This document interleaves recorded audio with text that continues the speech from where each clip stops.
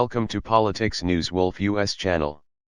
The Ukrainian army continues to take away the areas occupied by the Russian army. The Russian army, which has managed to establish a large-scale domination in Ukraine since February, is having a hard time keeping its gains in the attacks carried out by the Ukrainian warriors. The Russian army lost almost half of the occupied territories to the Ukrainian army. Ukrainian commander recently talks about targets for naval forces. Anything with a Russian flag is now a target for the Ukrainian Navy. The statements of the commander of the Navy, Vice Admiral Alexei Papa, attracted a lot of attention. The Vice Admiral said everything that flies the Russian flag is now a target for the Ukrainian Navy. It doesn't matter if it's a cruiser, a boat, a frigate, or a sub. He recalled how in March the Russian General Staff announced the end of the existence of the Ukrainian Navy, and as early as next month, the flagship of the offensive powers Black Sea Fleet, the cruiser Ma, sank on April 13. Ukraine's Neptune missiles reportedly struck and sank the $750 million worth of Moscow cruiser. He drowned on April 4. The Russian Ministry of Defense openly acknowledged the death of only 5 crew members. According to Alexei, Secretary of the National Security and Defense Council of Ukraine, there were 510 personnel in Moscow at the time of the strike, of whom 58 are believed to be alive. The main intelligence director at GRU noted that the families of the sailors were forced to remain silent about the death of their loved ones. While the conflicts in Ukraine continue at full speed, messages of support continue to come from the West. Scholz said in a statement that Germany will expand its list of security aid to. As Scholz said, the decision to transport the tanks is the right path, approved in close coordination with the partners. In addition to tanks, we are expanding the list of aid already provided, in particular, air defense systems, heavy artillery, ML, RS, etc. As Scholz did not reveal the amount of tank package to be delivered to Ukraine, but said Germany would cover the costs. Welcomed Berlin's decision, which is further proof of the partners' solidarity and demonstration of the alliance's strength. The Prime Minister also stressed that his country stands by Ukraine and condemned the attacks on civilian infrastructure and civilians. The Prime Minister noted that although Iceland has been a member of NATO since its establishment, it does not have its own military capability. However, Yakov Shutter emphasized that his country accepts, especially Ukrainian refugees, provides economic and humanitarian aid, and also transfers 9 tons of warm clothing, especially handmade woolen sweaters, to Ukraine. The politicians said, "After all we know, this is important too." The voice from England drew all the attention. The British official said that Russia should understand that the world is increasingly determined to help Ukraine. Russian authorities must understand that the international community is increasingly determined to help Ukraine resist the illegal occupation. Wallace said it's time for Russia to understand that the international community is increasingly determined to help Ukraine resist its barbaric and illegal occupation. Wallace also expressed his satisfaction that Germany is joining Britain, France, and Poland in sending tanks to Ukraine. The decision to supply German-made tanks to Ukraine was approved at a German government meeting on January 25. Later, German Defense Minister Boris Pistorius said in the Bundestag, after the Defense Committee meeting, that Leopard 2 tanks from Germany could be delivered to Ukraine in about 3 months. Meanwhile, a poll for the war in Ukraine took the pulse of the. Most Ukrainians think that the events in their country are moving in the right direction.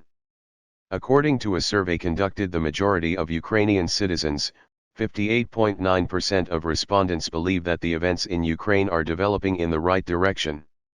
The owner of the survey organizer said the absolute majority of those polled, 58.9%, believe that events in Ukraine are developing in the right direction. Even though there is a war going on in the country, while approximately 23.6% of the respondents believe that the events developed in the wrong direction, 17.5% of the respondents could not answer. The survey revealed that 74.8% of respondents believe that Ukraine's international image is changing for the better compared to the beginning of 2022.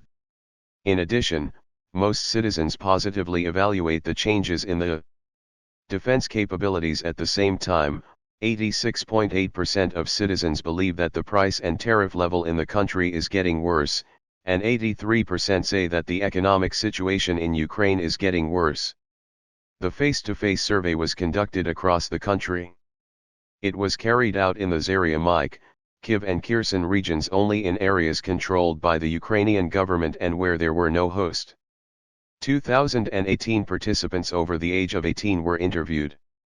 The margin of error of the survey does not exceed 2.3% this week. Discussions and news about the armor deliveries made by the West to Ukraine dominated American, German, and British heavy tanks will soon be on their way to the Ukrainian battlefield, with almost a year to build a major diplomatic victory for Kiev. 11 months of unprecedented Western support broke many military tabs. A year ago, proposals to procure shoulder-launched man-portable anti-tank and anti-aircraft guns were controversial. Now, the Ukrainian armed forces are using some of NATO's most advanced systems to devastating effect. Kyiv demanded Western-made warplanes as soon as the full-scale invasion of Russia began in late February 2022. To date, Ukraine has received Soviet-made warplanes and spare parts from some NATO sea. But the provision of modern Western platforms was seen by the Kremlin as a practical and dangerous step that could be interpreted as escalating. Ukraine's new tanks, warplanes, and long-range missiles seem to be the only military taboo left, especially with plans for the MGM-140 Army tactical missile system or attacks. Last week, Dutch Foreign Minister Vokestra said that the Netherlands would consider Ukraine's request for American-made F-16 fighter. With an open mind and on military aid, he said there are no taboos. Shortly after, President Vladimir Zelensky made another public appeal for warplanes. Michael Carpenter, the U.S. ambassador to the Organization for Security and Cooperation in Europe, said he believes Baltic news site Washington, D.C. will support any European country that wants to send American-made jets to Ukraine. Negotiations between Kiev and Washington, D.C. have been going behind the scenes for. According to a September report, Ukrainian Air Force spokesman Colonel Yuri Inat said this week that the United States had already decided what kind of military aircraft to send. Justin Bronk, a senior research fellow on air power and technology at a London think tank, said that there has been a real shift in political risk appetite among Western leaders for warplanes. Bronk said there is a relatively limited window in the next 6 for Ukraine to make potentially decisive territorial gains before Russia's next major wave of mobilization and industrial re-engagement. The West realization that supporting Ukraine is a long-term project that will likely outlast the current war helps push forward military aircraft proposals. Bronk said even if Ukraine wins on the field this year, there is no scenario where the need is completely gone. It's more of a question of when we'll do that rather than whether we're providing heavy weapons like tanks and potentially warplanes. Therefore, there is a strong argument to say that you should do this. Russia's failure to gain air superiority over Ukraine is one of its most obvious failures in the war. Almost a year after the full-scale invasion, Russian aircraft have largely avoided flying over Ukrainian-controlled territory, limiting close air support missions on the front lines. Western planes could, in theory, help protect Ukrainian cities from Moscow's ongoing missile campaign while supporting Ukrainian. They are very important right now. Alexander Danilek, former head of Ukraine's National Security and Defense Council, told a newspaper. Danilek said, "Actually, it's a little disappointing to me that we move quite slowly on airplanes." Oleg Stanko, Zelensky economic advisor, said Russia's missile strikes have cost Ukraine about 1% of GDP since the campaign began in October. Oleg Stanko said these attacks are extremely costly. The Ukrainian official also noted that warplanes could help blunt the dam. It was a matter of curiosity whether the Ukrainians could put the last point in the advance of the Russian army in the following days. Thank you for watching the video. If you find it useful, please comment and share the video for us. It will make our channel more known.